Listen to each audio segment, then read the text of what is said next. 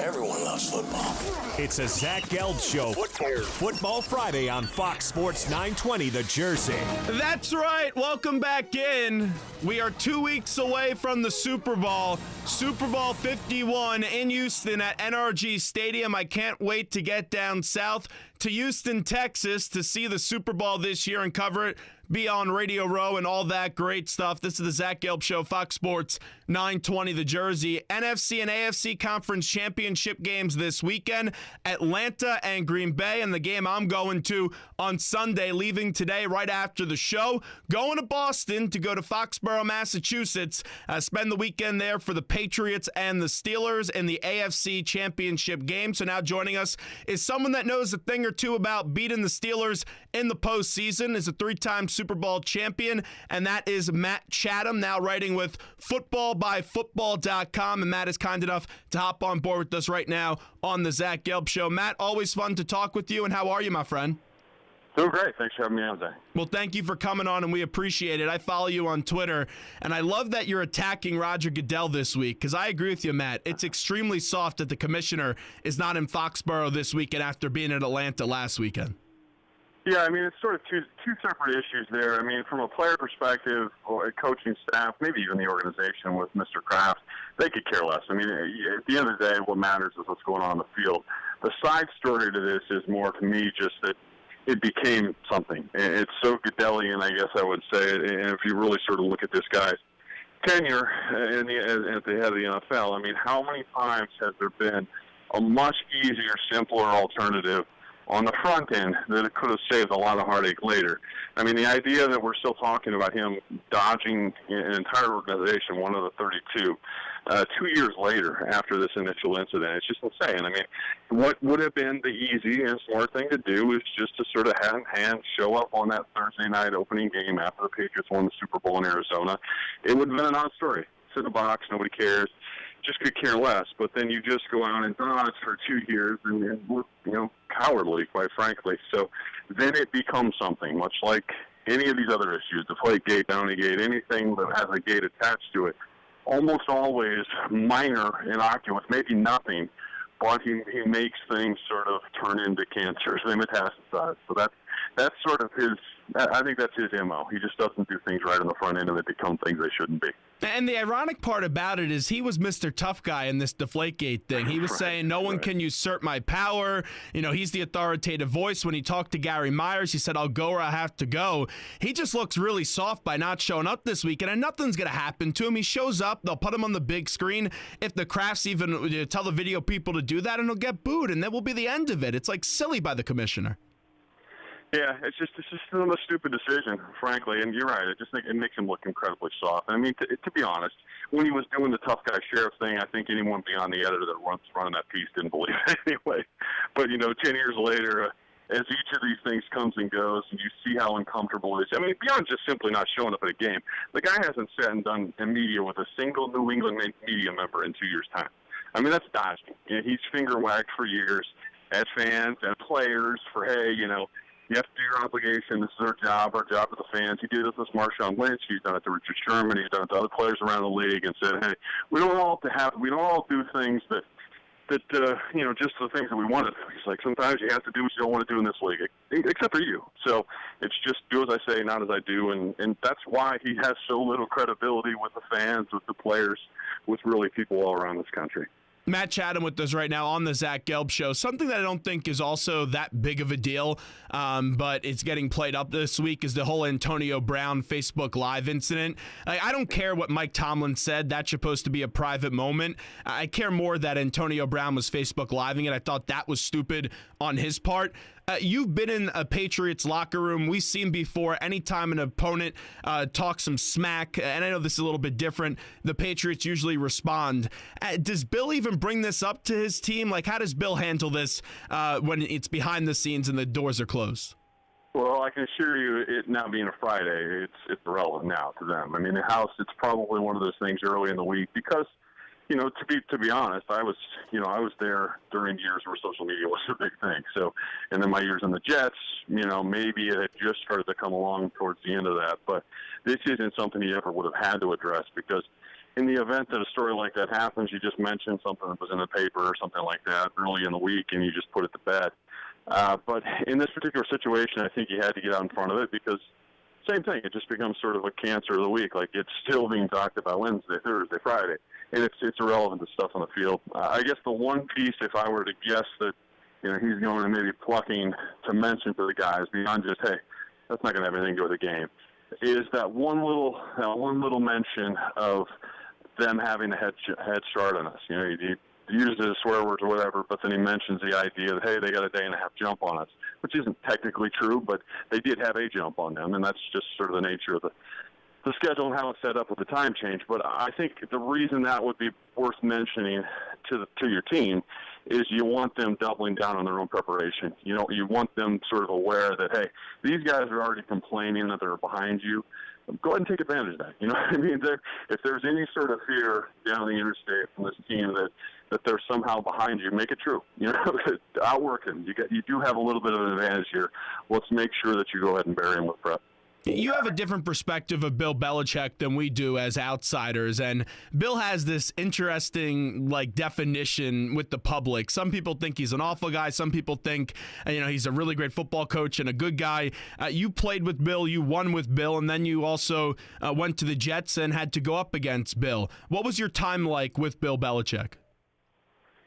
I just think you learn so much. I think for any guy that's sort of gone through those doors, if you didn't, have some of the more sort of resourceful period of your life, you should have just filled up your tank in the time you were around him from just simple life lessons of hard work and dedication and singular focus to goals you want to set and being able to filter in life, which I think is super important. It's not just, talent and effort. You also have to be able to figure out what's most important when you're trying to solve something. So I just think any of you that's come through there, I was there for 6 years. But other guys coming in and out the door might be there for a year or 2 or 3. I think when you walk through those rooms, and we obviously know there's several guys here who have been here for more than a decade, that just get more of that sort of bath. But I just think the biggest thing is if you're going to be there, you're going to be a part of it. It's really a conversation less about his personality, if you like that or don't, whatever that means. But it's more about, man, you have to be aware how bright this guy is and how helpful he can be in sort of any walk of life if you just take the time to understand what's being given you. And we know his defensive mind and his team mind is one of the best that this game has ever seen. And Matt Patricia has also done a good job with this defense. This defense is going up against a high-octane offense. The big names, Le'Veon Bell, Ben Roethlisberger, Big Ben's won 2 Super Bowls. Antonio Brown is the best wide receiver in the league. The defensive plan this week, when you look at the film and you prepare for the Steelers, what would it be if you were still on that Patriots defense? Well, the 2 films that I grabbed when I was sort of trying to study and read up on this was the Chiefs film and the Ravens film. They're 2 teams that have a little bit similar personnel. No one's going to have identical personnel, but somewhat similar defensive personnel, somewhat similar defensive philosophy. Bob Sutton's a guy I played for in New York. Obviously Dean Pease up there in Baltimore has a lot of the same sort of DNA to what they try to do and philosophy about chance taking and things like that. So I think you really can kind of look at how those 2 teams approach them, some of the things that worked for them, some of the things that didn't. And I think at the end of the day, I went around and watched a ton of plays, and you just keep coming back to red zone philosophy. And I think that's really what it's going to boil down to. And, even from clearly I'm working in the New England market, but from an outside or more of an inside Pittsburgh market point of view, the question they're asking is the question as a defense you have to ask, why is Pittsburgh struggling so much in the red zone? The names that you just mentioned, obviously they have high-octane guys, but traveling down the road in the red zone, they haven't good. And it's not just a Kansas City story. It's more of a near bottom of league when they travel story in the red zone. So I think any sort of defensive philosophy that you're going to go ahead and adopt, it needs to be an eye first towards preventing points, not preventing yards out in the field, because they'll accumulate them, but will they be able to score? That's the biggest question. So I think once you get down that red area, whether it be the fringe 40 and in, high red 30 and in, the red zone itself 20 and in, you really need to start to hone in on what you're going to do. That generally means doubling Brown somehow, some way. You always have a second help element, probably 2 and 1 in the back, or using ends and rush people to hit the back as well to help the coverage guys out. It just sort of becomes a little more clear, I think, for defenses once they get low there, because they become sort of a two-horse show. The linebacker matchup for New England this week, I think, is so key up against Le'Veon Bell. How do you look at this New England linebacking core this year? It's been fun watching them because they've grown quite a bit and changed dramatically, obviously, with Jamie Collins leaving and then having to get some other guys up to speed. But Landon Roberts was one of the guys, a rookie linebacker that I've really enjoyed watching him grow. And I do the preseason broadcast for the team, and I'm down there in the field. And watching Landon, he's one of these guys that I remember guys from sort of my own time of coming out through those early training camps and trying to make your first roster, trying to make your first squad. He was a guy that looked like he was going to die on the field. I say that jokingly, but he was exhausted, had a knee tweak, ankle tweak, something like that in the game in one of those final preseason games, and was just dragging his butt up and down the field. He looked like he's going to fall over. He'd stand himself up in the huddle. It'd be run, play right up. He'd make a play. And he'd drag himself back up. The series would be over. He's 30 yards behind the rest of the guys making it back to the sideline. He just looked like he was about to collapse. It's one of the cooler stories I remember from a guy really battling through something, but that had a lot of talent. He led the NCAA in tackles his senior year at Houston, a really productive guy, but he's not prototype. He's not a huge dude. But I think sort of the hard nose, at least in the running game stuff, and sort of his nose to the ball has been really helpful in supplementing the loss of Jamie. And then they brought in Kyle Van Noy from Detroit, who was a super talented guy, but just hadn't found a fit there. And then Shane McClellan, who's a former first-rounder himself, was brought over in free agency. So they've sort of three-parted that role, and then you have the guy that you can always rely upon, Dante Hightower, next to it. So it's become sort of an interesting mix that's actually worked out quite well. Matt Chatham with us, the three-time Super Bowl champion. Matt, when people say that the Patriots defense this year hasn't gone up against any good quarterbacks and is overrated, what's your response to them? I mean, at the end of the day, that's just how defenses work. I mean, you play what's across from you, and this defense has beat up on what's been across from them, other than one game against Seattle. And they played poorly that day. I mean, the defense didn't play well. They didn't tackle well on that day. But the offense turned the ball over as well, and it was a bad special teams day. So it was really just a battle-around team day. But the idea that they haven't faced offenses, I think, is silly. I think we sometimes put too much stock in the quarterback. It's like if they have a good quarterback, then, hey, it must have been a good offense. Well, that's not the case. They've faced, I think the number is something like 7 of the top 10 rushers in the league also, and they played really well against them and have one of the best run defenses. So it's not all just quarterback play. I hate it when we dumb it down to that.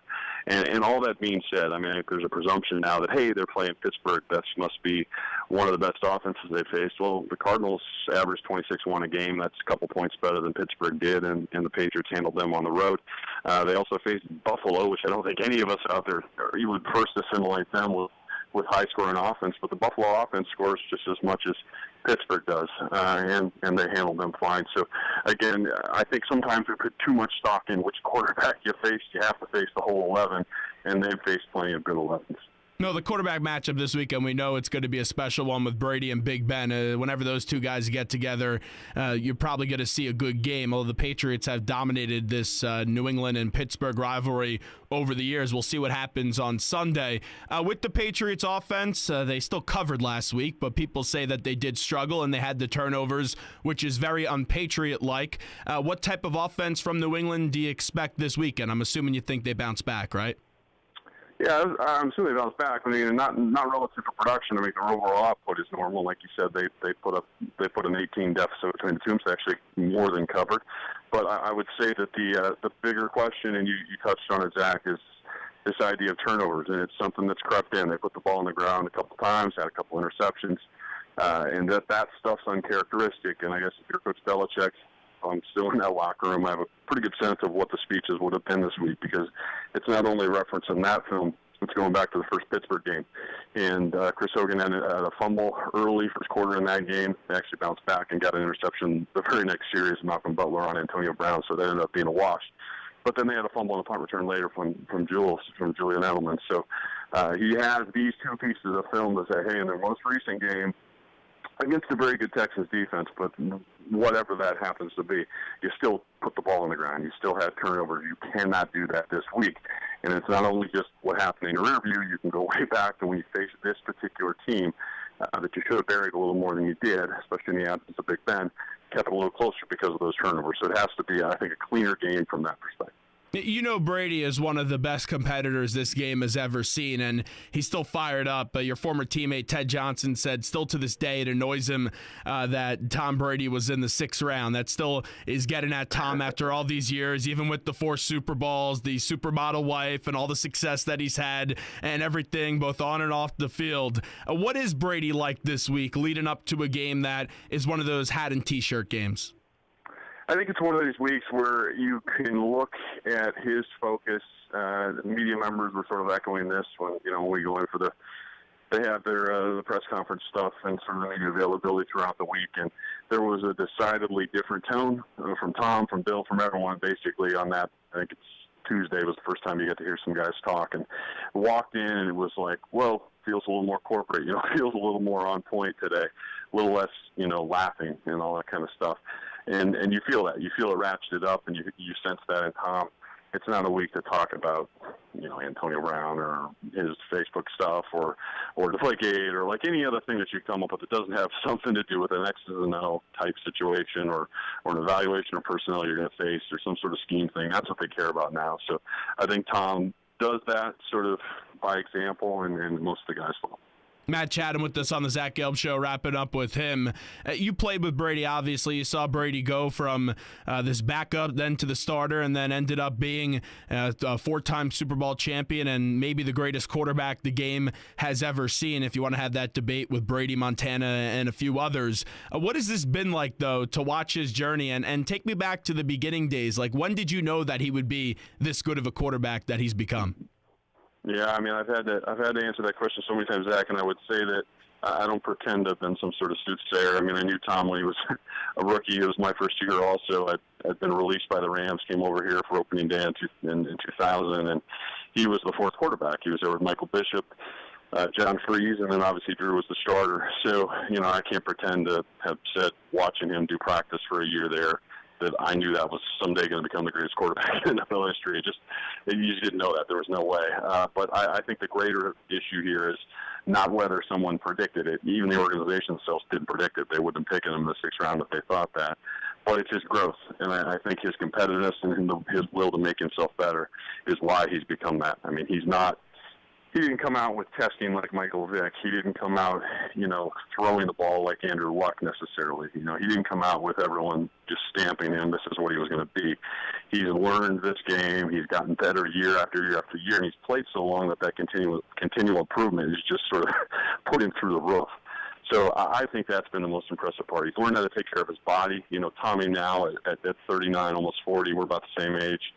The way he is now relative to where he was at 23, I mean, it doesn't even seem like the same person. So I think that's incredibly impressive. I think he's just learned, here's how you beat this game. This is the correct approach, and this is how I can maximize myself. And that's probably a lesson that, any NFL player could take.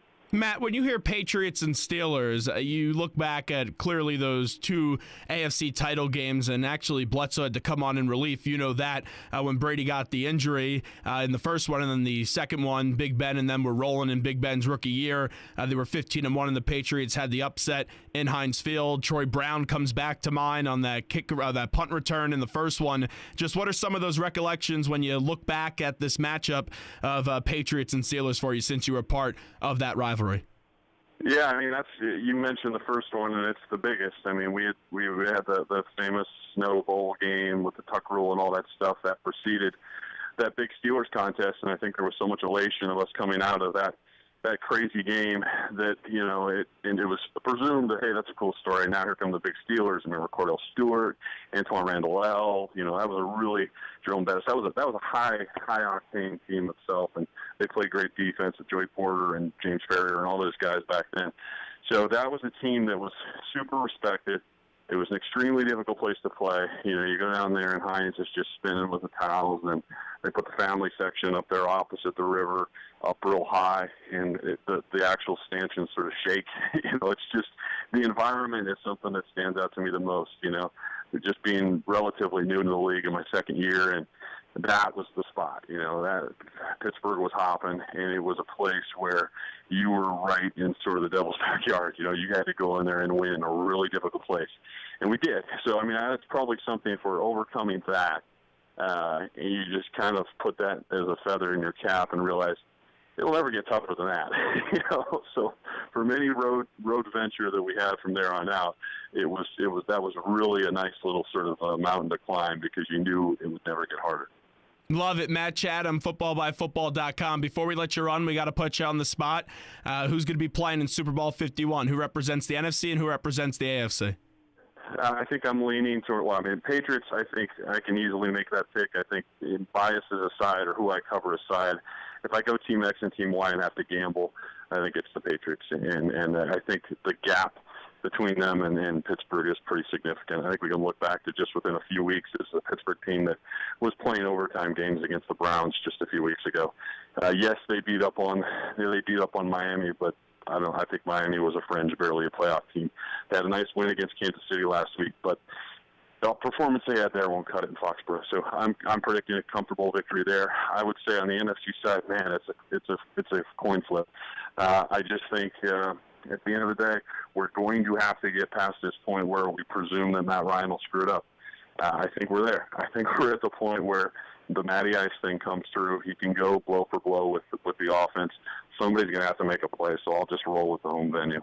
Go Falcons. Well, I like the sound of that. Footballbyfootball.com is the website once again. Matt Chatham, always appreciate him. By the way, I will be at the game this weekend. If you want to stop by our tailgate, we'll have some steaks, some chicken wings, and some beer if you want that. I know you're working, so it's a little bit tough. Exactly. All right. Appreciate it, Matt. Thanks, Zach. Take care. Thanks so much. There's Matt Chatham on the Zach Gelb Show, Fox Sports 920 The Jersey. So there you go. The three-time Super Bowl champion. No surprise, he takes the Patriots to get back to the Super Bowl, and they'll be going up against Atlanta in his eyes. 609-9199-D200. This is the Zach Gelb Show, Fox Sports 920 The Jersey. What we'll do right now is we'll take our final break of the day, and when we get back, we got to do the home stretch, and we'll recap the picks in case if you missed them earlier in the show. This is the Zach Gelb Show from the Princeton Orthopedic Associates Studios. We'll be right back, everybody.